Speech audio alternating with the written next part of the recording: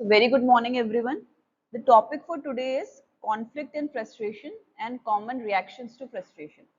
So we'll be dealing with the topic which is quite common. आपने अपनी day to day life में सुना होगा कि हम फ्रस्ट्रेटेड हो गए, इनके बीच में कन्फ्लिक्ट हो गया था, मेरे को समझ में नहीं आ रहा है कैसी चीजें करनी है और हम कैसे रिएक्ट करते हैं जब हम फ्रस्ट्रेट होते हैं। तो this is what we are going to cover in this topic.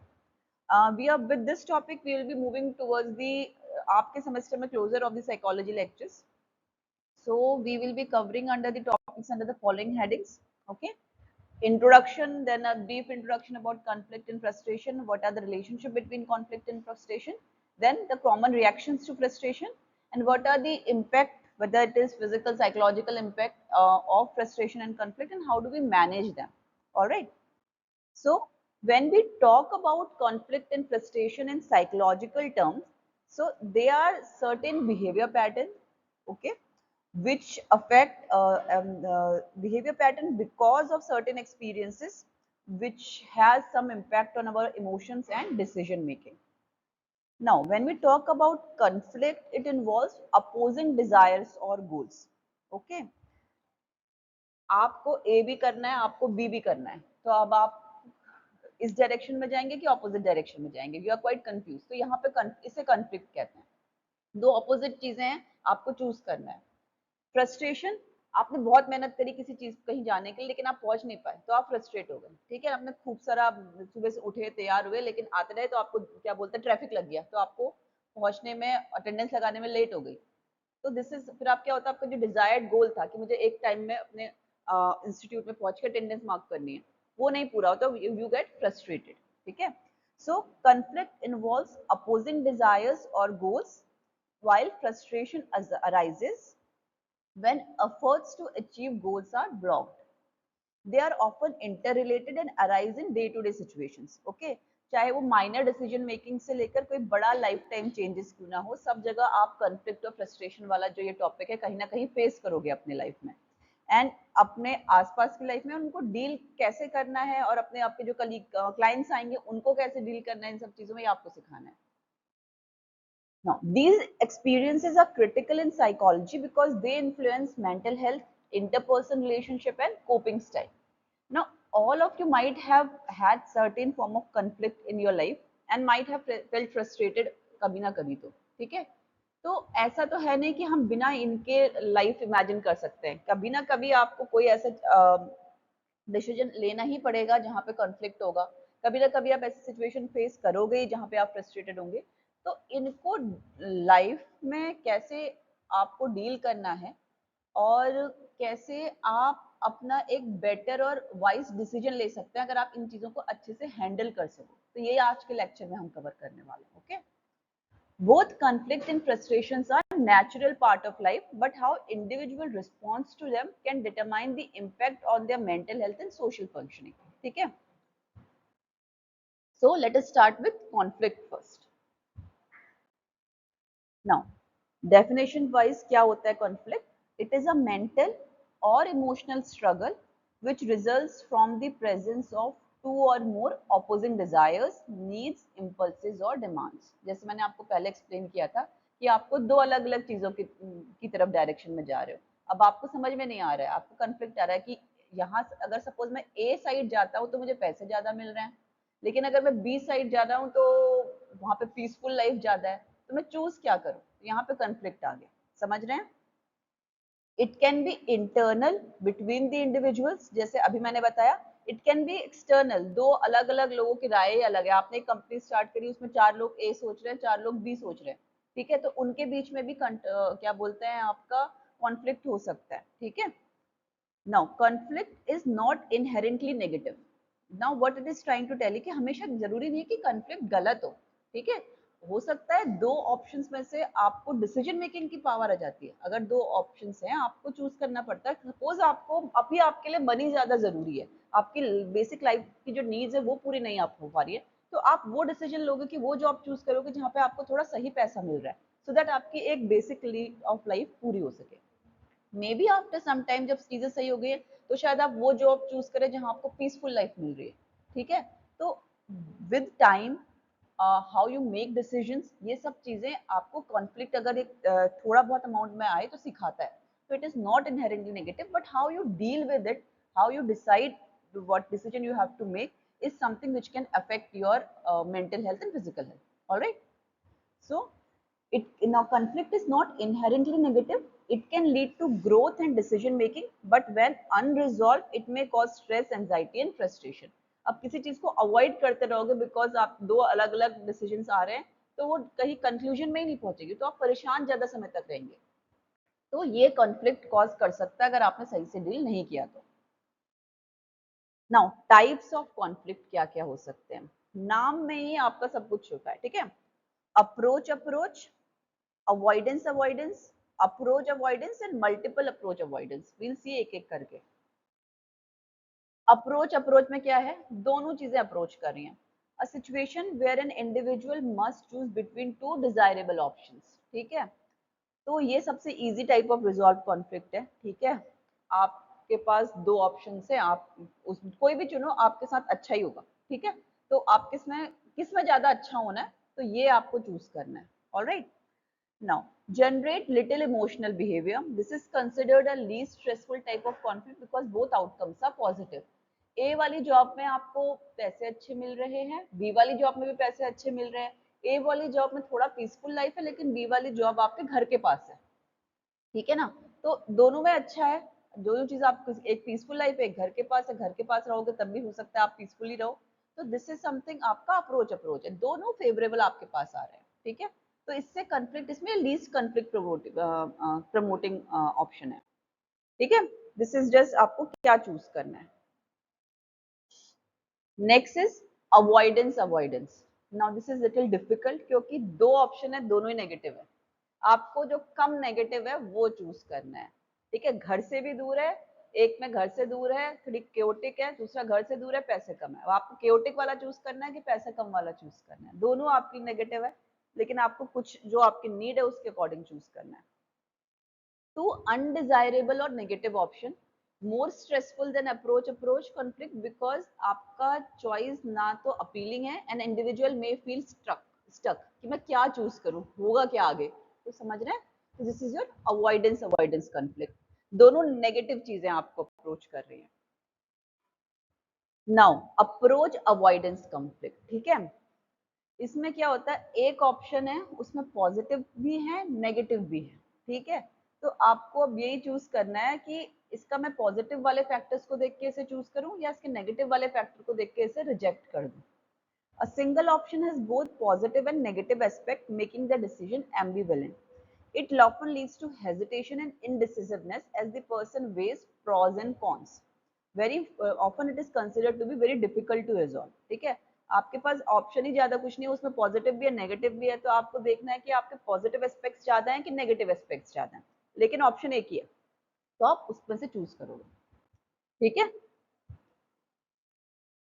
Now multiple approach avoidance conflict. इसमें क्या है, चूजिंग बिटवीन टू और मोर ऑप्शंस. आपके पास दो से ज्यादा ऑप्शंस हैं, सबका अपना प्रॉज एंड कॉन्स है. ठीक है. तो आपको जैसे जो इससे पहले वाला था अप्रोच अवॉइडेंस, उसमें तीन चार ऑप्शंस आ गए हैं, तो ये हो गया आपका multiple approach avoidance which have both positive and negative aspect. Complex and stressful form of conflict because each option is mixed with pros and cons. ठीक है. यहाँ पे जिसे दिख रहा है, जैसे हमने पहले देखा था अप्रोच अवॉइडेंस, उसी में तीन चार ऑप्शंस और आ गए. यहाँ तक समझ में आया, टाइप्स ऑफ कॉन्फ्लिक्ट समझ में आए. नाउ ये तो हो गए हमारे क्राइटेरिया बेस्ड ऑन कि आपके पास जो डिसीजन लेना है या फिर कुछ प्रॉज एंड कॉन्स क्या हैं. उसके अलावा कॉन्फ्लिक्ट्स बेस्ड ऑन आप नंबर ऑफ पीपल क्या क्या हो सकते हैं. ठीक है. इंट्रापर्सनल कॉन्फ्लिक्ट क्या हो सकता है, जब कॉन्फ्लिक्ट आप ही के अंतर्मन में आ रहा है. ठीक है. विद इन द इंडिविजुअल आपका कुछ मॉरल डिलेमा है, आप को एक एग्जाम क्लियर तो करना है, लेकिन उसके लिए आप अपने घर वालों को निग्लेक्ट कर रहे हैं. ठीक है. ये आ गया. ठीक है. एक जैसे अंदर का ही हो गया. सेल्फ डाउट आ जाता है बहुत बार, तो अपने अंदर ही कंफ्लिक्ट आ रहा है, तो this is intrapersonal conflict. Next है इंटरपर्सनल कंफ्लिक्ट. ठीक है. Occurs between individual. आप दो दोस्त हैं, दोनों में से एक को क्रिकेट देखना है, एक को फुटबॉल देखना है. ठीक है. तो आप दोनों के बीच में डिसएग्रीमेंट आ गया. फैमिली वालों के बीच में कितनी बार कुछ कुछ वैल्यूज को लेकर डिसएग्रीमेंट आ जाता है. ठीक है ना। बच्चे को रात को थोड़ा लाउड म्यूजिक सुनना है, पेरेंट्स को नहीं सुनना है, या टीवी का एक शो, पेरेंट्स को एक टीवी शो देखना है, घर बच्चे को दूसरा देखना है। तो ये आ गया इंटरपर्सनल कॉन्फ्लिक्ट। ठीक है। Intra group conflict with in a group और अ टीम, एक ही ग्रुप में टीम है, जो मैंने पहले एक्सप्लेन किया था, clashing ideas in a project. फिर इंटर ग्रुप, दो अलग अलग कंपनी है, उनके बीच में आपस में कॉन्फ्लिक्ट हो गया। ठीक है, जैसे कि पॉलिटिकल है या फिर कल्चरल क्लैशेज है, जो हम बहुत कॉमनली देख रहे हैं। ठीक है, ये समझ में आया। ठीक है, next we'll talk about briefly about what is frustration. ठीक, now what is frustration? It is a negative emotional state that occurs when a person is blocked from reaching a desired goal or fulfilling a need. जैसे मैंने starting में explain किया था, आपने किसी चीज को करने के लिए बहुत मेहनत करी, आपका कुछ गोल था, आपने उसको चीज आपने बड़े आगे, लेकिन वो गोल पूरा नहीं हो पाया, तो यू गेट फ्रस्ट्रेटेड। कोई भी काम करना चाह रहे हो, उसे खत्म नहीं कर पा रहे, तो फ्रस्ट्रेटेड हो जाते हो। आप लोग कॉमन टर्म में भी ये शब्द यूज करते होगे। ठीक है। Now, it is one of the very common and universal human experience that arises in situation where one's expectations, desired or plans are disrupted. आप सुबह से प्लान कर रहे थे कि आज ट्रिप पे जाना है, कुछ ऐसा अचानक से कुछ आया, ट्रिप ही कैंसिल हो गई, तो आप बड़े परेशान हो गए, बड़ी फ्रस्ट्रेटेड हो गए। ठीक है। Now, it is a motivational emotional response that can lead to range of behavior. अभी फ्रस्ट्रेटेड होता है तो इंसान बहुत सारी चीजें कर सकता है। वो बात करना बंद कर दोगे आप लोगों से जिनकी वजह से प्लान कैंसिल हुआ, या फिर आप उन पर गुस्से से लैश आउट कर सकते हो, या आप खुद का भी नुकसान कर सकते हो, कोई सामान तोड़ फोड़ सकते हो। तो दे आर मैनी थिंग। तो ये डिपेंड करता है कि इंडिविजुअल की पर्सनालिटी ट्रेट क्या है, उसकी कोपिंग स्किल क्या है, वो कितना रीजनेबली और लॉजिकली चीजों को समझ पा रहा है कि ये अगर मेरा डिजायर गोल मीट नहीं हो पाया है, वो किस वजह से, क्या कोई सच में ऐसी अनअवॉइडेबल सिचुएशन थी, या कुछ मेरे पार्ट में लैक हुआ है, तो ऐसे में कैसे रिएक्ट करना है। ऑलराइट। सो उसमें ऑब्स्टेकल की स्पेलिंग गलत लिखी है, पर्सन नीड गोल, उनका जो गोल है वो पूरा नहीं हुआ, ऑब्स्टेकल आ गए, तो आपका फ्रस्ट्रेटेड हो गया patient. Now there are certain characteristics of frustration, so we'll see एक एक करके कि क्या क्या इसमें कैरेक्टरिस्टिक है। पहला है इमोशनल रिस्पॉन्स। नाउ सबसे पहले क्या होता है, जब भी फ्रस्ट्रेशन होता है तो एक अंदर से एक इमोशनल रिस्पॉन्स आता है। ज्यादातर पेशेंट बड़े नेगेटिव फीलिंग्स के साथ, या तो गुस्सा होगा या फिर एंशियस हो जाएगा, अब क्या होगा, अब क्या होगा, ये काम नहीं हो पाया। ठीक है, डिसअपॉइंटमेंट हो सकती है, हेल्पलेसनेस हो सकता है, या फिर बहुत सैड हो सकता है। ऑलराइट। फिर कॉग्निटिव इफेक्ट, बहुत बार अचानक से कोई चीज गोल नहीं पूरी हुई तो आप कंफ्यूज हो जाते हो, आप समझ में नहीं आता कि आगे मुझे करना क्या है, डिसीजन कैसे लेना है, याद ही नहीं आ पाता कि अब इस चीज में मुझे अगर ये चीज पूरी नहीं हो पाई तो मैं कुछ और काम कैसे कर सकता हूँ। ठीक है। It can cause confusion, obsessive thinking और डिफिकल्टी कंसेंट्रेशन। बार बार सोचते रहोगे कि यार ये क्यों नहीं हुआ, क्यों नहीं हुआ। ठीक है। और तीसरा है इसका बिहेवियरल आउटकम। ठीक है, उसमें क्या होगा, आप फ्रस्ट्रेशन को डील करने के लिए या तो पॉजिटिवली भी बिहेव कर सकते हो, अडेप्ट कर सकते हो अपनी कोपिंग सिचुएशन, कोपिंग मैकेनिज्म से, या फिर नेगेटिवली आप एंगर लैश आउट कर सकते हो, बहुत ज्यादा डिप्रेस हो सकते हो। ठीक है, या फिर अडेप्टिव स्ट्रेटजी जैसे कि प्रॉब्लम सॉल्विंग, कि आपको कैसे इसको जो फ्रस्ट्रेशन हुआ है, जो काम पूरा नहीं हो पाया, उसे कैसे पूरा करना है, नई स्ट्रेटजी के साथ आ सकते हो। नाउ कहते हैं सोर्सेज ऑफ फ्रस्ट्रेशन। अब फ्रस्ट्रेशन किस वजह से हो सकता है, कहाँ कहाँ से उत्पन्न हो सकता है। ठीक है, इंटरनल या फिर एक्सटर्नल। इंटरनल फ्रस्ट्रेशन के कॉज जो होते हैं वो internal with in the person होते हैं, और एक्सटर्नल जो होते हैं वो एनवायरमेंटल कॉज की वजह से हो सकते हैं। तो हम धीरे धीरे करके देखेंगे। इंटरनल सोर्सेस क्या हो सकते हैं। ठीक है, पहला है पर्सनल लिमिटेशंस, खुद के ऊपर लिमिटेशन है कि भैया मेरे से नहीं हो पाएगा, मैं अगर ए जगह पे जाऊंगा तो मेरा बहुत काम रुक जाएगा, तो खुद के ऊपर ही आपने लिमिटेशन लगा रखी है कि मैं इसको करने में केपेबल हूँ, उसके ऊपर नहीं हूँ केपेबल, सेल्फ डाउट आ जाएगा, या लो सेल्फ कॉन्फिडेंस है, सेल्फ स्टीम कम है, कि विश्वास ही नहीं है कि मैं इस चीज को पूरा कर सकता हूँ। ठीक है, या वेरी इंपॉर्टेंट अनरियलिस्टिक एक्सपेक्टेशन, किसी इंसान को आर्ट में बहुत रुचि है, ठीक है, ही वांट्स टू, उसको आर्ट बहुत अच्छी है, लेकिन उसको साइंटिस्ट बनना है, उसको साइंस में रुचि ही नहीं है। ठीक है, लेकिन साइंस ले लिया, और क्या बोलते हैं कि अब पढ़ूं कैसे, मुझे तो अच्छा ही नहीं लगता है पढ़ना साइंस। ठीक है, तो उसका उल्टा भी हो सकता है, किसी को साइंस बहुत पसंद थी, लेकिन घर वालों ने बोला चलो नहीं तुम कॉमर्स आर्ट साइड ले लो, उसकी आर्ट अच्छी नहीं है, उसको तो साइंस में जाके साइंटिस्ट बनना था। तो ठीक है, जो आपका कुछ अनरियलिस्टिक एक्सपेक्टेशन लगा दे रहे हो। किसी बच्चे को मैथ ओलंपियाड में टॉप करना है, लेकिन उसको सम एडिशन या सब्सट्रैक्शन करना ही नहीं आ रहा है छोटे बच्चे को। ठीक है, तो यहाँ पे भी अनरियलिस्टिक एक्सपेक्टेशन होगी कि जो चीजें पूरी नहीं हो सकती। इमोशनल कॉन्फ्लिक्ट्स हमने देखे थे पहले कि अंदर ही अंदर की ये सही है, ये गलत है, ये मोरली करेक्ट है कि नहीं है, तो ये सारी चीजें आ गई। और कुछ मेंटल हेल्थ इश्यूज हैं, किसी को ऑलरेडी एंजाइटी या डिप्रेशन या कोई और तरीके की कोई मेंटल हेल्थ इश्यूज चल रहे हैं, तो उस वजह से भी आपका ये इंटरनल सोर्स ऑफ फ्रस्ट्रेशन हो सकता है। ठीक है, एक्सटर्नल सोर्सेज क्या हो सकते हैं, नाम से पता चल रहा है बाहर से कुछ होगा। एनवायरमेंटल बैरियर्स हो गए, ठीक है, ट्रैफिक इतना ज्यादा है कि आप ए डायरेक्शन से बी डायरेक्शन में पहुंच ही नहीं पा रहे हो। ठीक है, सोशल रिस्ट्रिक्शन है, नॉर्म्स लगा रहे हैं कि भैया इस टाइम के बाद आपको अपने घर से बाहर ही नहीं निकलना है, स्पेशली फॉर फीमेल्स कि आप जॉब यही इसी घर के लोकेलिटी के आसपास ढूंढोगे, इसके आगे नहीं ढूंढोगे, आपको इन इन चीजों में जॉब करना है, उसके बाद नहीं करना है। ठीक है, इंटरपर्सनल कॉन्फ्लिक्ट्स हो गए, लोगों के साथ आपस में कॉन्फ्लिक्ट्स हो जाते हैं, तो इस वजह से फ्रस्ट्रेशन कि आपका आइडिया दूसरे वाले से मिल ही नहीं रहा है। ठीक है, तीसरा इंस्टीट्यूशनल लिमिटेशन हो गए या डिस्क्रिमिनेशन और इनइक्वालिटी हो गए। ठीक है, कि पैसे ही नहीं है, किसी को बहुत आगे पढ़ाई करनी है, उसको कुछ एजुकेशन कंटिन्यू करने के लिए अपॉर्चुनिटी ही नहीं मिल रही है, उसके घर के आसपास कोई अच्छा इंस्टीट्यूशन ही नहीं है, या फिर और इतने पैसे ही नहीं है कि कहीं बाहर जाके पढ़ सके, तो ये एक्सटर्नल बैरियर हो गए आपके गोल को पूरा करने से रोकने के लिए। तो this is the cause of, these are the sources of external sources of frustration. समझ में आया? Now next is how are conflict and frustration related to each other.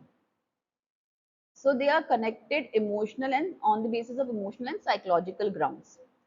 So in many situations, conflict acts as a source of frustration, and persistent frustration can intensify conflict, especially in interpersonal and emotional context. तो पहले देखते हैं कि conflict कैसे frustration को lead करता है। सबसे पहले डिसीजन मेकिंग कॉन्फ्लिक्ट, ठीक है, जैसे भी कोई भी तरीके का आपका अप्रोच अवॉइडेंस कॉन्फ्लिक्ट आ गया, कैसे करूं, आप डिसीजन पे ही नहीं आ पा रहे हो, इसकी वजह से क्या हो रहा है, डिले होते जा रही हैं चीजें, आपका गोल पूरा नहीं हो रहा है, तो यू विल गेट फ्रस्ट्रेटेड। समझ में आ रहा है? When a person faces a tough decision making two equally important goal, they may feel emotionally stuck. ठीक है, डिसीजन पूरा नहीं हुआ, नीड पूरी नहीं हुई, तो आपका फ्रस्ट्रेशन आया। Then intrapersonal conflicts. Internal psychological conflicts may prevent action and lead to feeling of helplessness and frustration. आप करना तो चाहते हो चीजें, लेकिन आपका मॉरल या आपका कॉन्साइंस अलाउ ही नहीं कर रहा है कि मैं इस चीज को विग्रेसली करूं, या मैं किसी और की जगह पे ना जॉब अप्लाई कर लूं, लेकिन आपको जॉब की नीड बहुत है, लेकिन आप कुछ ऐसा प्रोजेक्ट सबमिट करोगे, आपका दोस्त का जॉब जा सकता है। तो ये सारी चीजें इंटरनल आपको बड़ा ही मॉरल ग्राउंड में परेशान कर रही है, आपकी फिर बेसिक नीड पूरी नहीं हो पा रही, तो आप फ्रस्ट्रेटेड हो गए। ठीक है, फिर है interpersonal disputes between individual often leads to emotional frustration when mutual understanding is lacking. किसी रिलेशनशिप में या फिर फैमिली की बात कर लीजिए, दो लोगों की आपस में बन नहीं रही है, दो किसी की बिल्कुल ऑपोजिट थिंकिंग आ रही है, एक को घर में रहना पसंद है, एक को बाहर घूमना पसंद है, तो यहाँ पे चीजें मतलब समझ रहे ना कि इमोशनल ग्राउंड एक मिल ही नहीं पा रहा है, तो अगर उसकी वजह से क्या हो रहा है, एक हेल्दी रिलेशनशिप आगे नहीं बढ़ पा रही, तो इस वजह से भी इंसान फ्रस्ट्रेटेड रहता है। ठीक है, सिमिलरली टीम में दो लोगों के बीच में क्लैश हुए जा रहे हैं, एक को ए मेथड से अपना प्रोजेक्ट कंप्लीट करना है, दूसरे को बी मेथड से अपना, लेकिन दूसरा वाला पहले वाले के साथ एग्री नहीं कर रहा है, पहला वाला दूसरे वाले के साथ एग्री नहीं कर रहा है, तो अगेन यहाँ पे आपके क्लैशेस ऑफ ओपिनियन आ गया। ठीक है, नेक्स्ट है आपका फ्रस्ट्रेशन कॉन्फ्लिक्ट को कैसे बढ़ाता है। ठीक है, हाउ फ्रस्ट्रेशन इंटेंसिफाइज कॉन्फ्लिक्ट। सो पहला है emotional escalation. Unmanaged frustration can lead to aggression, anger, and withdrawal, which will escalate conflicts rather than resolving them. परेशान हो, कुछ डिसीजन नहीं आ रहा है, गुस्सा हुए जा रहे हो, चीजों के बारे में बार बार सोच रहे हो, तो इससे क्या होगा, कंफ्लिक्ट बढ़ेगा या आपका डिसीजन और डिले होगा। ठीक है, reduce problem solving capacity, it can impair rational thinking. परेशान होता है तो इंसान नहीं सोच पाता ना कि मैं बहुत फ्रस्ट्रेटेड, अभी मुझे थोड़ा टाइम दे दो, कहता है कि मैं कोई डिसीजन ही नहीं बन पा रहा हूँ, या फिर बहुत फ्रस्ट्रेटेड इंसान गलत डिसीजन भी बना सकता है। ठीक है, तो इस वजह से क्या होगा, कॉन्फ्लिक्ट और बढ़ेगा। नेक्स्ट है reinforcement of negative pattern. Chronic frustration can reinforce conflict, making it recurring और deeper over time.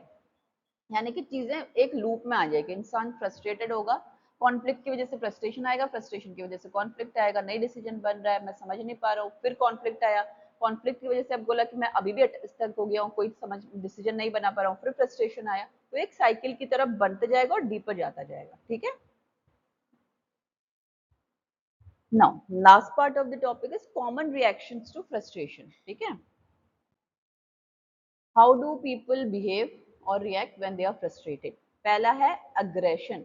Now one of the most immediate and visible response to frustration, ये आपने अपनी लाइफ में भी देखा होगा, अपने दोस्तों के साथ भी देखा होगा, अपने फैमिली में भी देखा होगा, ठीक है? तो एक आपकी फ्रस्ट्रेशन एग्रेशन हाइपोथेसिस है, वो बोलता है कि दोनों इंटरकनेक्टेड है। जब भी इंसान फ्रस्ट्रेट होता है तो वो एग्रेशन की तरफ बढ़ता है, एग्रेशन होता है एग्रेसिव होता है तो फ्रस्ट्रेशन की तरफ बढ़ता है, ठीक है? Now frustration often leads to aggressive behaviour when goal is blocked. फिर दूसरा क्या होता है, इंसान फ्रस्ट्रेटेड होता है तो गिल्ट और शेम भी हो सकता है, ठीक है? When internal goals are not met और when frustration results from one own action, कि मुझे लेट हो गई, मैं घर से लेट निकला इसलिए से टाइम पे नहीं पहुंच पाया तो गोल मेट नहीं हुआ, फ्रस्ट्रेटेड हूँ, लेकिन गलती मेरी थी तो बहुत ज्यादा गिल्ट में चला गया कि मैं बार बार ऐसा क्यों करता हूँ, या लोगों को फेस नहीं कर पा रहा हूँ बिकॉज ऑफ माई एक्शन, ये शेम में चला गया, ठीक है? देन पेशेंट रैशनलाइजेशन कर सकता है। अगर कल आप लोगों ने कुछ डिफेंस मैकेनिज्म पढ़े होंगे तो उसमें एक टॉपिक ये भी आया होगा, making excuses to justify failure और बिहेवियर, ठीक है? मुझे फ्रस्ट्रेशन इस वजह से हो रहा है क्योंकि मेरा ये काम पूरा नहीं हो पाया, लेकिन ये एक्सेप्ट नहीं करना कि काम पूरा ना हो पाना मेरी गलती है, ठीक है?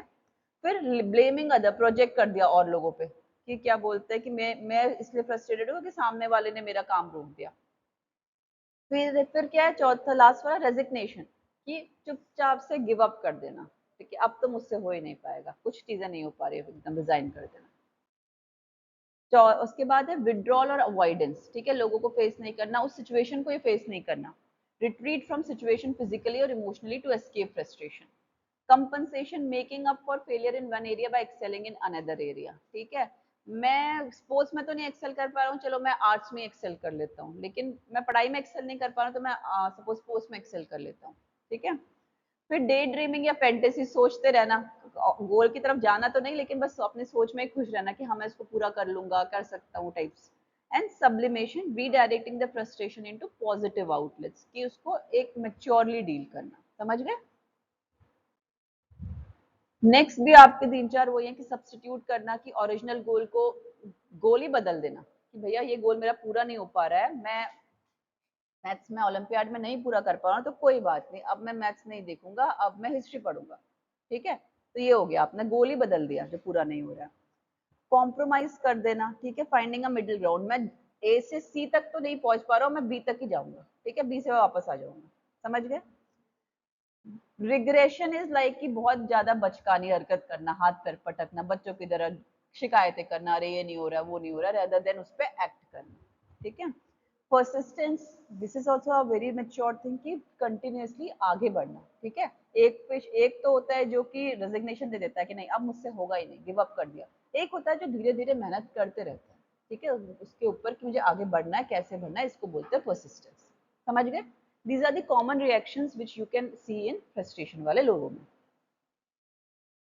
अब इनका साइकोलॉजिकल या फिजिकल इम्पैक्ट क्या होता है जो भी फ्रस्ट्रेशन या कॉन्फ्लिक्ट आपके अंदर आ रहे हैं?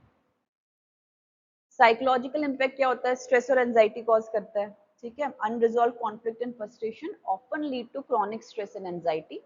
Mental tension from internal struggle और unmet goals can result in restlessness, irritability and difficulty focusing. Low self esteem, ठीक है? आपका अनमेट नीड्स हैं, चीजें नहीं हो पा रही हैं, हमेशा स्टक रह रहे हो, तो खुद के अंदर को डिसीजन मेकिंग पावर खत्म हो जाती है, खुद अच्छे से नहीं लगता कि मैं कुछ चीजें कर पाऊंगा, खुद की काबिलियत पे डाउट होने लगता है। रिपीटेड फ्रस्ट्रेशन और failure to succeed can damage one's confidence in self worth image. Individual may develop a negative self image or become overly self critical. Then depression, ठीक है? Continuous failure to resolve personal or social conflicts and chronic frustration may lead to feeling of hopelessness, helplessness and eventually depression. Behavioural impact क्या हो सकता है? तो हमने psychological impact देखा। Behaviourally आप लैश आउट कर सकते हो, गुस्सा हो सकते हो, हमने पहले भी देखा था, ठीक है? Anger and aggression, unresolved frustration can lead to verbal और sometime physical aggression as well, which can be directed as self and others. Self में अपना सेल्फ हार्म भी कर सकते हो, सब्सटेंस यूज की तरफ भी जा सकते हो इनडायरेक्टली खुद को यूज करके, मैं फ्रस्ट्रेटेड हूँ, चलो आज मैं सिगरेट ज्यादा पीऊंगा या शराब ज्यादा पीऊंगा, ठीक है? इम्पेयर डिसीजन मेकिंग, ठीक है? इमोशनली आप नम हैं, आप समझ में ही नहीं पा रहे हो, फ्रस्ट्रेटेड हो, बहुत सारा कॉन्फ्लिक्ट है कि तो मैं ए को डिसाइड करूं, बी को डिसाइड करूं, मैं करूं क्या? तो हमेशा स्टक इन रहना। इमोशनल ओवरवेलम फ्रॉम कॉन्फ्लिक्ट और frustration can impair cognitive functions leading to poor decision making, या फिर इम्पल्सिवली कुछ डिसाइड कर लिया, ठीक है? withdrawal और avoidance behavior, we have already seen this one, ठीक है। सोशल एंड इंटरपर्सनल इम्पैक्ट क्या होता है? अगर इंसान बहुत ज्यादा एग्रेसिव हो गया बिकॉज ऑफ फ्रस्ट्रेशन या कॉन्फ्लिक्ट की वजह से डिसीजन मेकिंग हैम्पर हो गई, तो इंटरपर्सनल रिलेशनशिप हैम्पर होती है, ठीक है। Ongoing interpersonal conflicts and emotional frustration can strain or break relationship, whether you're talking about professional relationship, personal relationship या academic के उसमें बात कर रहे हैं, ठीक है। कम्युनिकेशन कम होता है, ट्रस्ट ब्रेक होता है। इन फिर अगेन मैंने जैसे बोला था कि आपस में लिंक्ड है। फ्रस्ट्रेटेड इंडिविजुअल में become more reactive, easily offended और defensive, which increase the frequency and intensity of conflicts. Then workplace and academic dysfunction, हमेशा फ्रस्ट्रेटेड हो, कॉन्फ्लिक्ट में हो तो प्रोडक्टिविटी कम होती है, ठीक है। Decline in performance due to emotional distraction, lack of motivation and interpersonal clashes. Overall frustration और कॉन्फ्लिक्ट का आपका फिजिकल हेल्थ में भी इम्पैक्ट होता है। आपने देखा होगा ज्यादातर जो लोग फ्रस्ट्रेटेड रहते हैं उनको सोमैटिक कंप्लेंट्स, हेडेक में, सर में ही दर्द रहता है हमेशा, उनको पेट में स्टमक की प्रॉब्लम्स बहुत ज्यादा होती हैं, या फिर बीपी या फिर पल्स सॉरी बीपी या फिर आपका कार्डियक जो कॉम्प्लिकेशंस है वो बढ़ सकती है ना। So prolonged emotional conflict and frustration can manifest physically as headache, fatigue, sleep disturbances or digestive issues. Chronic risk क्या हो सकता है आपका? Long term stress and negative emotional stress can contribute to serious health problem like high BP, heart disease और immunity कम हो गई आपकी। Now, how are you going to manage? अगर ये सब situations आपके सामने आ रही है तो उसको management कैसे करना है? सबसे पहले है कि self awareness and emotional control होना चाहिए। You should be able to recognise कि कौन सी चीज आपको कब ट्रिगर कर रही है, कौन सा वे, कौन सा क्या बोलते हैं कंडीशन में आपको पुट कर दें तो आप ज्यादा परेशान हो जाते हैं, आप ज्यादा आपके अंदर कॉन्फ्लिक्ट सॉल्व करने की प्रॉब्लम ज्यादा बढ़ जाती है, आप फ्रस्ट्रेटेड जल्दी हो जाते हैं, ठीक है। सो इन ट्रिगर्स को रिकॉग्नाइज करके उनको डील कैसे करना है काम, ठीक है। तो अपने techniques like mindfulness, deep breathing to manage emotional reaction, improving your communication skill, practice active listening, assertiveness and respectful expression to reduce misunderstanding and avoid escalation। बहुत बार आप लोगों की बात सुन के आधे में काट देते हो, तो क्या होता है कि आपको भी समझ में नहीं आता और सामने वाले को भी लगता है मुझे डिसरिस्पेक्ट किया, तो उससे कॉन्फ्लिक्ट बढ़ता है, फिर आप फ्रस्ट्रेशन बढ़ोगे। तो बहुत बार एक्टिवली उनको अच्छे से एम्पैथेटिकली लिसन करना, रीजन देना, अगर आप किसी चीज पर डिसएग्री भी कर रहे हो तो उसको रीजन के साथ एक रिस्पेक्टफुल तरीके से बात करना, ये सब चीजें आप कम्युनिकेशन स्किल में अगर डेवलप करोगे तो आपका रिएक्शन जो है वो कंट्रोल होगा, आप इमोशनली ओवरवेल्म कम होगे, तो आपका जो डिसीजन मेकिंग स्ट्रेटजीज है, पावर है, वो इम्प्रूव होगी, ठीक है। नाउ आपकी कुछ कॉन्फ्लिक्ट रिजोल्यूशन टेक्निक्स होती हैं, जैसे कि नेगोशिएशन करना, compromise and meditation to reach mutual solutions and aim for win win output. दो अपोजिट पार्टी है, दोनों के डिसीजंस अलग हैं, उनके रिस्पॉन्सेज अलग है, तो एक म्यूचुअल ग्राउंड पे आना जिसमें कि ए को भी फायदा हो जाए, बी को भी फायदा हो जाए, तो कोई ऐसे म्यूचुअल ग्राउंड में आना पड़ता है, ठीक है। एंड अगेन ऑफ कोर्स आपकी कोपिंग स्ट्रेटेजीज की प्रॉब्लम फोकस कोपिंग है या इमोशनल फोकस कोपिंग है। इसमें क्या होता है, problem focus take steps to resolve the source of frustration, where is emotional focus में क्या होगा कि आपका जो इमोशनल रिस्पॉन्स है उसको कर्व डाउन करने में हेल्प करेगा, ठीक है।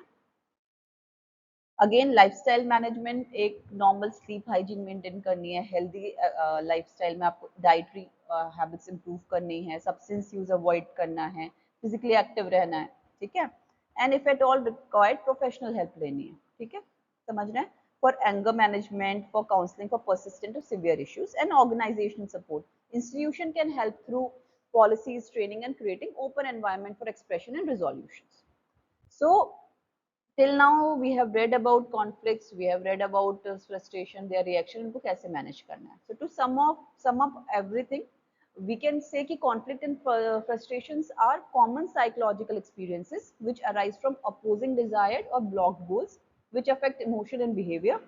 Now types of conflict mostly जो हमने देखा, approach avoidance, avoidance avoidance approach multiple approach avoidance, तो आपको दो good things और दो bad things है या उससे ज्यादा है, उनमें चूज करना है कि कैसा क्या चीज आपके लिए सबसे बेनिफिशियल। सिमिलरली फ्रस्ट्रेशन आपके इनसाइड सोर्स से भी हो सकता है, एक्सटर्नल सोर्स से भी हो सकता है। Both of them are interlinked, conflict की वजह से फ्रस्ट्रेशन आता है और फ्रस्ट्रेशन इंटेंसिफाई करता है कॉन्फ्लिक्ट को। There can be many reactions to frustration, anger हो सकता है, एग्रेशन हो सकता है, परसिस्टेंस हो सकता है और रेजिग्नेशन भी हो सकता है. Managing them properly is going to help you in a productive life. Okay, so we can manage them by staying calm, solving problem, talking things out, taking care of ourselves and asking for help when needed. So with this, our this slide is concluded. I hope you all understood.